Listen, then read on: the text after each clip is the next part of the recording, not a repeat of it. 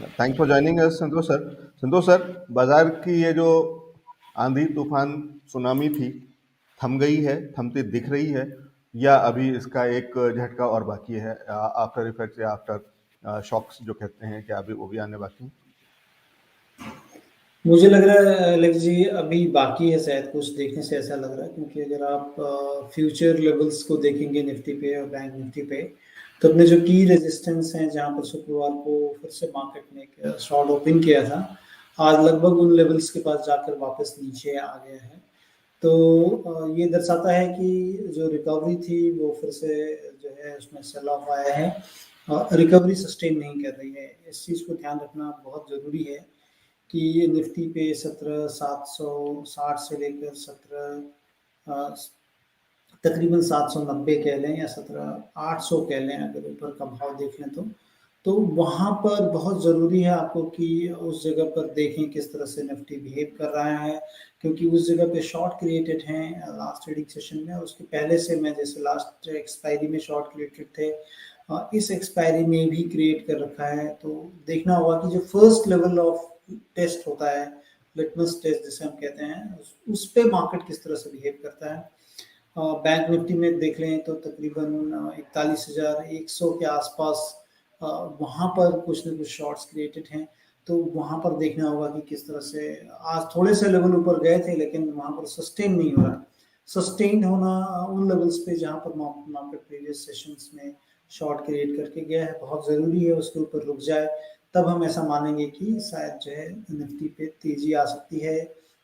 लेकिन अब बहुत ज़्यादा रिकवरी दिख रही है, क्योंकि अगर स्टॉक्स को देखेंगे जो कि शुक्रवार को काफ़ी पीटे थे, कहीं रिकवरी है, कहीं से दोबारा सेल ऑफ दिख रहा है। तो मिक्स्ड बैग चीज़ें दिख रही हैं अभी, बट येट कंफर्म नहीं हो रहा है कि ऊपर की तरफ चले। तो आपको देखना चाहिए, हाँ, जहाँ पे स्टॉक्स में अगर आप देखें फ्यूचर्स पे, मुझे लगता है कि वो जो स्टॉक्स होंगे वहाँ पर आईटी सेक्टर में आपको ध्यान रखना चाहिए। इन्फोसिस, टीसीएस जैसे स्टॉक्स हैं जहाँ पर कुछ ना कुछ तेजी थोड़ी दिख रही है कि हो सकता है। ऑयल एंड गैस मार्केटिंग में गेल, आईओसी हो सकते हैं कि यहाँ पर थोड़ी तेजी दिखे। अदरवाइज बैंक्स अभी भी कमज़ोर हैं, कमज़ोर कड़ी में ICICI bank, Kotak Mahindra bank, axis bank, ये अपने की लेवल्स के आसपास ही हैं और उसके निचले स्तरों पे हैं। तो मुझे लग रहा है कि जो कमज़ोर कड़ी होगी बैंक्स होगी, क्योंकि फंडामेंटल जो न्यूज़ भी है एलेक्स जी, जिसमें कि अडानी का जो भी एक बर्जियोनिंग डेट है, वो उसका कुछ पोर्शन जो है बैंक निफ्टी पे असर पड़ सकता है। और दूसरा वोडाफोन आइडिया में जिस तरह से चीज़ें डेवलप हुई हैं, वहाँ पर हो सकता है कि वो भी बैंक पे ही प्रेशर आता है, क्योंकि उन्होंने टावर का जो रेंटल है उसको फेल किया है, राइट अप देखा गया है इंडस टावर में। तो ये तमाम चीज़ें हैं जिसके कारण कि मार्केट पर प्रेशर बना हुआ है। की लेवल्स को लेकिन वॉच करें, क्योंकि अडानी का आईपीओ चल रहा है, अदानी एंटरप्राइज का जो फॉलो ऑन पब्लिक ऑफर है वो चल रहा है, अभी भी जारी है। और देखना होगा कि किस तरह से इतनी बड़ी कंपनी जो इंडिया की, और मतलब इतने जाने माने लोग किस तरह से अपने फॉलो ऑन पब्लिक ऑफर को बचाते हैं, वो देखना काफ़ी ज़रूरी होगा। कि अगर वहाँ पे रिकवरी आ जाती है तो मुझे लगता है कि मार्केट स्टेबलाइज हो जाएगा। सामने बड़ा इवेंट भी है एलेक्स जी, जहाँ पर कि आप देखो कि बजट है। बजट से क्या उम्मीदें हैं, मार्केट जो है बहुत कम उम्मीदें लेकर बजट की तरफ जा रहा है, क्योंकि हम अगर आप देखें ऊपर से ऊपरी स्तरों से निफ्टी पे तकरीबन 7% के करीब करेक्शन हो चुके हैं। हाल फिलहाल में लास्ट के 2-3 दिनों में हम तकरीबन जो है 3-1% के ऊपर का जो है करेक्शन देख चुके हैं। तो मार्केट काफ़ी सहमा हुआ है, और अपने को भी जो कि मार्केट पार्टिसिपेंट्स हैं, हमको भी की लेवल्स पे वॉच आउट रखना है कि रिवर्सल होते हैं कि नहीं, और अभी तक रिवर्सल इन प्लेस नहीं है ऐसा दिख रहा है। जी, तो रिवर्सल कहीं भी प्लेस नहीं है। सर, एक चीज़ आप जो इसकी बात कर रहे थे, एफयू की बात कर रहे थे अडानी ग्रुप के, और उसमें जिस तरीके के संदेश आए हैं दोनों तरफ से, हाइडेनबर्ग की तरफ से भी आ रहा है काफ़ी कुछ रिस्पॉन्स, और काफ़ी सारी चीज़ें अडानी ग्रुप ने, और उनकी किस्मत कह लीजिए अच्छी है थोड़ी बहुत अडानी ग्रुप की, कि कम से कम इस हफ्ते में काफ़ी सारी छुट्टी और बीच बीच में ब्रेक मिल गए, तो जिससे कि वो बहुत जो स्टीप फॉल हो सकता था वो उतना स्टीप तो खैर है स्टीप ही, लेकिन फिर भी कुछ कुछ बीच बीच में संभालने के लिए या जवाब दे के लिए उसके लिए कुछ कुछ मौके मिले, और उसका उन्होंने कोशिश भी करी है फायदा उठाने की और उस पर काम करने की।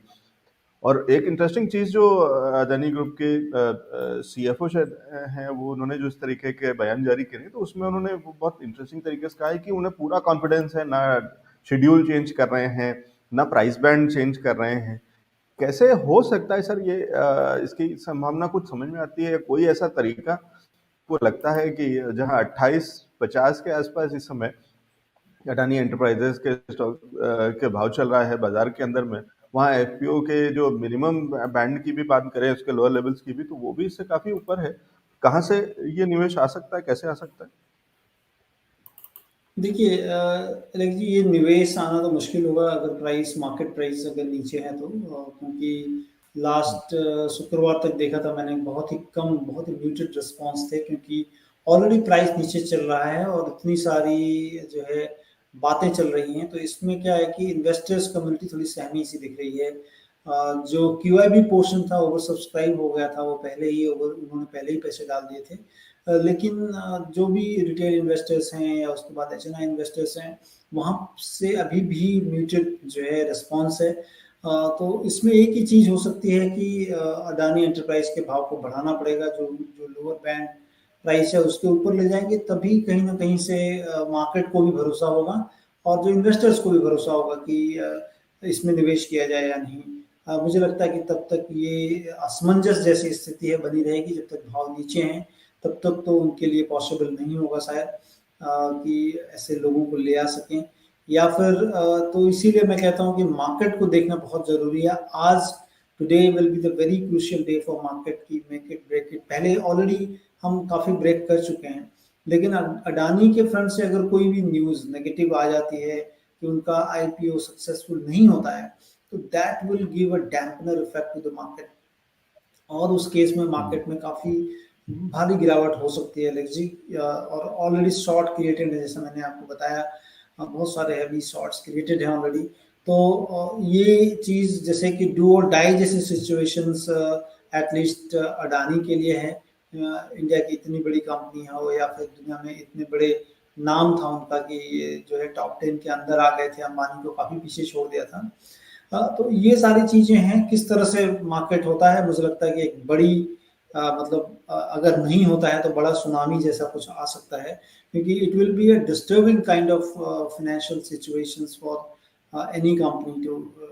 जो है हो सकता है। तो उस केस में एकदम सचेत रहें, मार्केट में एक्सपोजर कम रखें। बराबर मैं कह रहा हूँ अभी कुछ दिनों से कि मार्केट में शॉर्ट्स क्रिएटेड हैं, तो एकदम जो है लाइट जाएं, क्योंकि मार्केट भी जो है काफ़ी करेक्ट हो रहा है। और अडानी की कोई कंपनी अगर देखनी भी है अलेक्स जी, तो मुझे लगता है कि जब ये सारी चीज़ें ओवर होती हैं तो Ambuja cement will be one two watch out. दूसरा अडानी पोर्ट होगा, क्योंकि ये दो कंपनियां हैं जहां पर कि रिलेटिवली कंफर्टेबल वैल्यूएशंस पॉइंट हैं।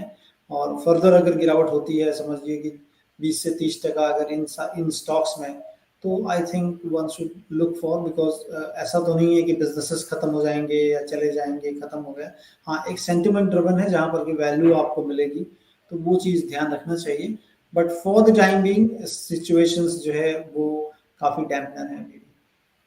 जी, तो ये है सिचुएशन, काफ़ी डैम्पनर है।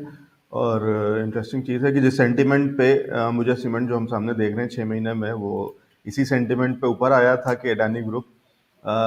का नाम जुड़ रहा था। और अब जो अडानी ग्रुप के नाम की हालत है, उसके चलते ठीक वहीं उन्हीं लेवल्स पे, आज के 6 महीने पहले के लेवल्स पे अंबुजा सीमेंट दिख रहा है। और संतोष सर कह रहे हैं कि इस पे नज़र रख सकते हैं आगे चल करके। और दूसरा अडानी पोर्ट्स कह रहे हैं सर। जी हाँ, अडानी पोर्ट्स, क्योंकि देखिए अलग जी, जो इनके पास एसेट्स हैं और जो जो भी जितने भी पोर्ट्स हैं, उस हिसाब से मुझे लगता है कि अडानी और सबसे ज़्यादा कैश काउ जनरेशन यही कंपनी करती है पूरे ग्रुप में। 5,000 करोड़ के ऊपर की कमाई है ग्रुप इसमें, पर्टिकुलर कंपनी में। तो उसमें अगर गिरावट होती है तो मतलब वहाँ पर थोड़ा सा ग्रीडी होना चाहिए। बट अगेन मैं कहूँगा कि थोड़ा सा सबसाइड होने दें चीज़ों को, और let the clarity emerge first. हमें जाकर फॉलिंग नाइफ को कैच नहीं करना है, but let the clarity emerge about the group और सो, कि कैसा हो रहा है कैसे, क्योंकि कभी कभी क्या होता है चीज़ें कि जो टैक्टिकल चीज़ें होती हैं उसके कारण आपको बहुत सस्ती हो सकता है, मिल सकती हैं चीज़ें, अगर संभाल नहीं पाए इस एफपीओ को अडानी, तो हो सकता है कि बहुत सारी चीज़ें इनकी सस्ती मिले। तो उस लिहाज से मैं कह रहा हूँ कि थोड़ा अभी भी आपको फेंस पे बने रहना है। और जब भी टर्न हो, मार्केट टर्न करते हुए दिखे जो लेवल्स मैंने बताए हैं, उसके बाद ही कुछ चीज़ें करनी चाहिए। ठीक है, तो ये है व्यू। और कहाँ पे नज़र रख सकते हैं अडानी पोर्ट्स? थोड़ा सा एक फंडामेंटल्स के लिहाज से जहाँ तक मैं समझता हूँ संतोष सर जो कहने की कोशिश कर रहे हैं कि बेहतर स्टॉक है, और उसके साथ अंबुजा सीमेंट, क्योंकि ये वो स्टॉक्स हैं जो कि थोड़ा सा और ज़्यादा स्ट्रेंथ के साथ में वापसी कर सकते हैं, लेकिन फिलहाल तो वो स्ट्रेंथ कहीं दिख नहीं रही है। और अडानी पोर्ट्स की भी अगर बात करें तो एक बड़ी कमजोरी, और ऑलमोस्ट 2 साल के सारे गेंस को लूज कर चुका है, तो वो है स्थिति। और जिस तरीके के जवाब आ रहे हैं संतोष सर, उस पर कोई कमेंट करेंगे? जिस तरीके के सवाल जवाब अडानी ग्रुप से और जिस तरीके से हाइडेनबर्ग से चल रहा है, और एक तो आखिरी अभी जो लेटेस्ट जो आया, जो अडानी ग्रुप से जो एक रिबटल आया, कह लीजिए कल रात शाम तक जो रिलीज किया गया, उसके अंदर में तो उन्होंने अडानी ग्रुप को बिल्कुल जैसे बता दिया है कि भारतवर्ष और अडानी ग्रुप एक ही चीज है, कि हम Adani that is India and India that is Adani जैसी स्टेटमेंट कह रहे हैं, कि क्योंकि अडानी ग्रुप के ऊपर में अगर कोई इल्जाम लगेगा तो उसको मान लिया जाए कि हिंदुस्तान के ऊपर में लग रहा है। कितना agree करते हैं? देखिए अलेक्स जी, अगर बड़ी-बड़ी जहाँ तक कंपनियों की बात है, अगर आप यूएस जैसी कंपनी यूएस में देख लें या फिर चाइना में देख लें या जापान में देख लें, तो गवर्नमेंट ज़रूर डिफेंड करती है, क्योंकि ये उस देश का जो है, अगर कोई कंपनी इतनी बड़ी हो जाती है, जैसे रिलायंस जैसी कंपनी है, मैं बताऊँ आपको कि जामनगर जो रिफाइनरी है, अगर वो कहें कि वो एक तरह से नेशनल एसेट्स है, और उस एसेट की रक्षा के लिए वहाँ पर एयरफोर्स स्टेशंस हैं, काफ़ी मिलिट्रीज़ दी गई हैं, क्योंकि वो हमारे देश की संपत्ति है। जब कंपनियां काफी बड़ी हो जाती हैं, लोगों के पैसों का इन्वेस्टमेंट हो जाता है इतना ज्यादा, तो कहीं ना कहीं जो है वो देश की संपत्ति हो जाती है और देश की वो कंपनी हो जाती है। सिमिलरली अगर आप देखें अगर ग्रुप को, तो अदानी ग्रुप ने जिस तरह से इंफ्रास्ट्रक्चर के स्पेस में जितना निवेश किया है और जिस तरह की निवेश की बात कर रहे हैं, फर्दर जो केपेक्स की बात कर रहे हैं, तो डेफिनेटली कहीं ना कहीं अगर आप कहें कि देश की प्रगति के साथ जुड़ती हुई कंपनियां हैं, जो कि इंफ्रास्ट्रक्चर में, और बहुत बड़ा लैक है हमारे देश में इंफ्रास्ट्रक्चर का, और उसमें एक समय था कि सारी कंपनियां दिवालिया हो गई थी, मतलब मोस्ट ऑफ द कंपनीज 2006-8 के पीरियड में आपने अगर देखा होगा, उस समय की बहुत कम कंपनियां भी रह गई हैं, बहुत सारी कंपनियां दिवालिया हो गई हैं, क्योंकि गवर्नमेंट की कुछ ऐसी नीतियां थी, फिर डेट ट्रैप में फंस गए वो सारी कंपनियां, और उसके बाद बहुत कम लोग बचे, और अभी अडानी इसमें से निकल कर सामने आएगी, क्योंकि रिलेटिवली इनकी बैलेंस शीट जो है वो क्लीनर थी, बैंकों ने इनको लोन दिया, बाहर से लोन मिले इनको, और काफ़ी बड़ा इंफ्रास्ट्रक्चर में पैसे डाल रहे हैं। तो मुझे लगता है कि अगर कोई कंपनी इस तरह से बात करती है, तो डेफिनेटली जो है वो एक देश की कंपनी होगी, लेकिन जो इन पे आरोप लगे हैं उसको भी सिलसिलेवार तरीके से इनको मुझे लगता है कसौटी पर कसना पड़ेगा, और फिर से, क्योंकि कोई भी आदमी कितना भी बड़ा हो जाए, अगर आप पे आरोप लगा है, आपने उस आरोप को उस तरह से मतलब आपको करना चाहिए, रद्द करना चाहिए कि नहीं, ये ऐसी-ऐसी चीज़ें हैं, ये चीज़ें हैं। और मुझे लग रहा है कि ये चीज़ एक बाहर की कंपनी पिन पॉइंट करे, हमको लगता है कि क्या मतलब इंडिया में ऐसा तो नहीं हो गया था कि सारे लोगों ने आँख बंद कर ली थी और एक कंपनी इतनी बड़ी हो गई कि हमको अमेरिका की किसी एक रिसर्च फर्म से हमको मिले कि हमारी कंपनी में कुछ गड़बड़ है। तो मुझे लगता है कि ये कहीं न कहीं कुछ, जैसे कि मीडिया में हाइप क्रिएट किया जाता है, उस तरह की कुछ चीज़ें हैं, कुछ फोर्सेस हैं जो कि इसको ट्रैक करना चाह रही होंगी। मुझे लगता है कि इसमें बहुत बड़ी तफ्तीश की ज़रूरत है, और उसके बाद ही चीज़ें सामने आएँ। लेकिन अभी अडानी तो कटघरे में ही हैं। पिछले कुछ दिनों पहले वो इंडिया टीवी की अदालत में गए थे। मुझे लगता है कि अब इन्वेस्टर्स की अदालत में उनको बहुत कड़ी जो है मुश्किल का सामना करना पड़ेगा, और उससे उनको पास होना पड़ेगा, तभी अब कुछ चीज़ें अच्छी हो सकती हैं। जी, ठीक है। तो ये बहुत सारी चीज़ें हैं, और एक एग्री टू डिसएग्री वाली चीज़ वहाँ पे होगी संतोष सर, जो आप कह रहे हैं कि क्या इंडिया की वो सारी अथॉरिटीज़ और ऑर्गेनाइजेशन, लेकिन कहीं सवालिया निशान तो है ही कि जब अगर हमारे यहाँ कोई कॉमेडियन तक अगर कोई कमेंट कर देता है तो कई साल की जेल काट जाता है। और ज़्यादातर मीडिया हाउसेज जो है वो किसके ओन्ड बाय हैं, किन ग्रुप्स के पास हैं, तो उससे अंदाज़ा लगता है कि इंडिपेंडेंट मीडिया या इंडिपेंडेंट इन्वेस्टिगेटिव अथॉरिटीज़ ना के बराबर बची हैं, तो शायद वो भी एक स्ट्रक्चरली एक खराब चीज़ है कि कहीं न कहीं हम उस दिशा में बढ़े हैं और शूटिंग द मैसेंजर वाली चीज़ हो जाएगी, क्योंकि अमेरिकन कोई ऑर्गेनाइज़ेशन है जो ये हमें बताइए कि हमारी ये इंडिया की ये कंपनी ठीक नहीं कर रही है, तो हम उस पे सवाल उठाएँ, वो भी मुझे बहुत ठीक नहीं लगता, क्योंकि हम उसके मैसेज पे नहीं बात कर रहे हैं कि वो जो 88 सवाल उठाए हैं उसके जवाब आज तक ढंग से नहीं आए हैं, सिर्फ ये कहने हैं कि ये तो डिस्क्लेमर में था, ये तो हमने दिया है, ये तो हमने बोला हुआ है, ये तो हमें पता है वाली चीज़ें, तो उससे रिबटल एक्चुअल नहीं आ रहा है। तो वो भी चीज़ें हैं, तो भी नज़र रखनी होगी। और दूसरी चीज़ जो दिनेश जी कह रहे हैं कि ऐसा तो नहीं कहा कि देश पर इल्ज़ाम दिनेश सर, अगर जो लेटेस्ट वाला उनको पढ़िए, मैं उसको एग्जैक्टली अक्षरशः कि कह रहे हैं कि this is not merely an unwarranted attack on any specific company but a calculated attack on India, the independence, integrity and quality of Indian institutions and the growth story and ambition of India। तो ये कह रहा है Adani group की ये पूरा जो attack है ये हिंदुस्तान और हिंदुस्तान के उस सब अपने के साथ में और बड़े होने में कोई खराबी नहीं है, वो सबसे अच्छी चीज़ और वही हमें करना है, बनना है, लेकिन साथ में नियमों का, कानूनों का और चीज़ों का, इंटेग्रिटी का, ईमानदारी का भी ध्यान रखना होगा। तो ठीक है, सही कहा है, सही उतना सही नहीं है, क्योंकि किसी भी कंपनी को हम हिंदुस्तान से जोड़ दें और हिंदुस्तान को उस कंपनी से जोड़ दें, ये तो ठीक नहीं, क्योंकि जब तक उसकी नहीं आती। चल संतोष सर, एलेक्स जी, तो मैं लेकिन आपको फिलहाल तो थोड़ा-सा बाजार रोकना चाहूँगा यहाँ पे। एलेक्स जी, मैं एक चीज़ का ध्यान दिलाना चाहूँगा। अभी कुछ सालों पहले मुझे ध्यान आता है कि सहारा इंडिया से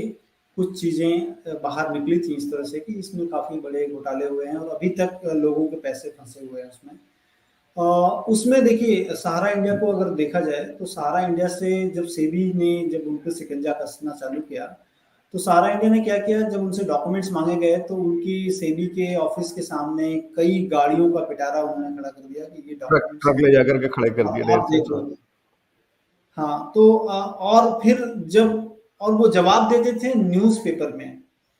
कोई भी एजेंसी उनसे बात करती थी तो उसका जवाब वो पूरा भारत का झंडा लगाकर और कि हम देश के लिए काम कर रहे हैं, गरीबों के लिए काम कर रहे हैं और जैसे एक तरह का अलग चीज बना रहे हैं। अगर इस तरह से कोई अगर कहता है, करता है या कहता है, तो मुझे लगता है कि वो क्वेश्चन मार्क चीज डेफिनेटली होती है कि आपने जिस अथॉरिटी के सामने जाकर बात रखनी है तो वहां पर रखनी चाहिए और आपको उस टेस्ट से निकलना चाहिए। मुझे लगता है कि एलेक्स जी, मतलब ये जो चीजें आई हैं और अगर आप यूएस में देख लें, यहाँ पर पतंजलि का एक केस हुआ था, आपको ध्यान होगा, मतलब उस समय नूडल्स पतंजलि के ऐसा मानते थे लोग कि पतंजलि ने करवाया है ये, जो कि यहाँ पर हम जो नूडल्स खाते हैं, कंपनी का नाम नहीं ध्यान आ रहा, और उस कंपनी ने यूएस में जाकर इतनी बड़ी लॉबी क्रिएट कर दी कि उसके बाद हमारी पूरी फार्मा कंपनियों की वाट लग गई थी यहाँ पर, क्योंकि वहाँ का इंस्पेक्शन काफी तगड़ा हो गया था और यहाँ पर हमारे कंपनियों के खिलाफ काफी बड़े शिकंजे आ गए थे।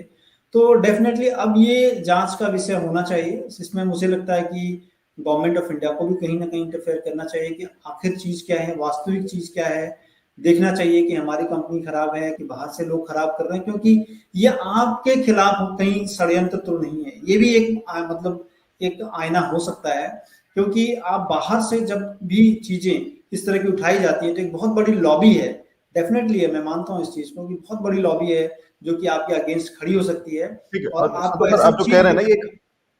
एक आड़ लेने वाली चीज है कि एक जबरदस्ती देश प्रेम के और उस झंडे के पीछे छिपने वाली चीज है, वो कहीं ना कहीं बार बार दिख रही है। और आप जो कह रहे हैं, जैसे मैगी वाले इंसिडेंट में जिस तरीके से हुआ था, जो नूडल्स वाला आप कह रहे हैं, नेस्ले वाला, तो वो एक चीज है, या सहारा का और या अभी वो वाला। अंतर ये है सर कि सहारा शुरू से, पहले दिन से सहारा की कंपनी का नाम था सहारा इंडिया परिवार, तो वो तो फिर भी झंडा लेकर के हमेशा चलते थे। और इसलिए मैं कह पा रहा हूँ, और यहाँ पे एक डिस्क्लेमर भी दे सकता हूँ कि मैं खुद सहारा के मीडिया ग्रुप में रहा हूँ। मैंने नौकरी करी है और करीब 5 साल से ज़्यादा नौकरी करी, 5 साल पूरे किए हैं, ग्रेचुटी भी ली है। तो सहारा मीडिया के अंदर में मैं था और इसलिए जानता हूँ कि बहुत अच्छे से कि वहाँ भारत पर्व मनाया जाता है। दिवाली पे और होली पे आपको कोई बोनस और कोई मिठाई नहीं मिलती है, लेकिन 26 जनवरी और 15 अगस्त बड़ा कार्यक्रम होता है और भारत माता की एक बड़ी सी तस्वीर या मूर्ति हर जगह, हर उस पे इंस्टॉल्ड है झंडा और वो सारी चीजें। तो वो तो हमेशा सारा इंडिया परिवार कहते थे और इसलिए वो बहुत सारी चीजें वहां पे तो ठीक है, वो जब देश का अडानी ग्रुप ने कभी अडानी इंडिया जैसे कंपनी नहीं रखी है, तो मुझे नहीं याद आती कि कोई अडानी इंडिया जैसी कोई कंपनी हो या कहीं सुना हो या अडानी भारत परिवार जैसा कुछ हो। और जब हाइडेनबर्ग के सवालों का जवाब देने की बारी आई तो सीईओ साहब जो है खड़े थे एक झंडा लगा करके पीछे, जैसे लग रहा है राष्ट्र के नाम संदेश दे रहे हैं। तो एक जो पहला वीडियो आया था जिसमें पहला जवाब जो देने की कोशिश करी गई थी उसमें पीछे तिरंगा लगा हुआ था। क्यों लगा हुआ था समझ से बाहर है और नहीं लगना चाहिए। तो ठीक है कि जहां हम मान के चलते थे कि सरकार और Adani group hand in hand काम करते हैं, वहाँ सरकार भी हिंदुस्तान नहीं है, भारत नहीं है और ना ही अडानी ग्रुप इंडिया है। वो दोनों चीज़ों में समझने की एक अलग वाली चीज़ें हैं। चलिए, लेकिन ये बहुत सारी चीज़ें हैं और ये नेवर एंडिंग डिस्कशन है। संतोष सर, वापस से बाज़ार पे नज़र डालते हैं, हालत ख़राब है और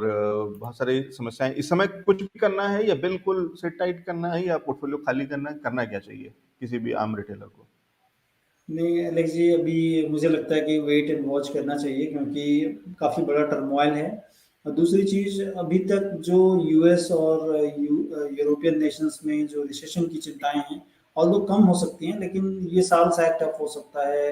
इन्वेस्टर्स के लिहाज से। इस साल पैसा कमाना लास्ट ईयर से भी टफ होगा, even last year was very tough. तो इस साल भी पैसा कमाना टफ होगा, इसलिए कंपनियों को चुनना, इन्वेस्ट करना will be very difficult propositions for analyst like us. तो बहुत मुश्किल होगा ये साल मुझे लग रहा है, क्योंकि शुरुआती दौर में ही ये सारी चीज़ें क्रॉप अप हो रही हैं, मार्केट के वैल्यूएशन थोड़े हाई दिख रहे हैं और at this point in time मुझे लगता है कि ज़्यादा एक्सपोज ना करके, प्रॉफिट हो तो ले लें, बैठे रहें, थोड़ा नुकसान भी हो तो साइड हो जाएं। मुझे लगता है कि वो एक प्रूडेंट स्ट्रैटेजी होगी जब तक कि कोई क्लैरिटी इमर्ज नहीं होती है। ट्रेडिंग के लिए डेफिनेटली अपॉर्चुनिटीज होंगी, जैसा मैं बता रहा हूँ कि जो भी लेवल्स हैं उसके पास जाता है, शॉर्ट ले सकते हैं, पुट ले सकते हैं, जब तक कि डिसाइसिवली उसके लेवल के ऊपर ना जाए मार्केट। तो ये करें, और ज़्यादा उछल कूद करने से मुझे लगता है कि चोट लग सकती है। ठीक है, तो इस समय बाजार में ज़्यादा उछल कूद करने से चोट लग सकती है, इसलिए थोड़ा सा सावधान रहें और खासकर निवेशक सावधान रहें। ट्रेडर्स के लिए तो फिर भी कुछ कुछ अपॉर्चुनिटीज़ निकल सकती हैं, तो वो भी बहुत ही रिस्की से ट्रेड होंगे, लेकिन फिर भी उनको फिलहाल रिटेलर इन्वेस्टर्स दूर है। बाजार पे पूरा व्यू ले लिया, अडानी ग्रुप की जो खबरें आई हैं और जिस तरीके से चीज़ें हो रही हैं उस पर बातचीत कर ली।